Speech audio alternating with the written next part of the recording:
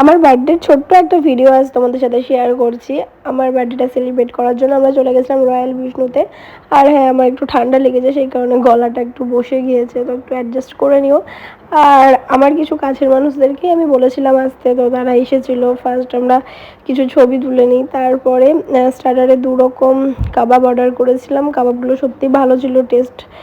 আর কাবাবগুলো খাওয়ার পরে আমার বার্থডে যে কেকটা আনা হয়েছিল, কেকটাও সুন্দর ছিল আর খেতেও ভালো ছিল। তো সেই কেকটা কাট করে নিই।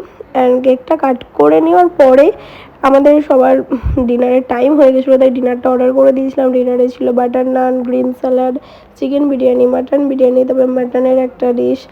তো সেগুলোই খেয়ে নিলাম। এই খাবারগুলো সত্যি ভালো ছিল টেস্ট। আর খাওয়ার পরে আমাদের সবারই বাড়ি যাওয়ার তাড়া ছিল।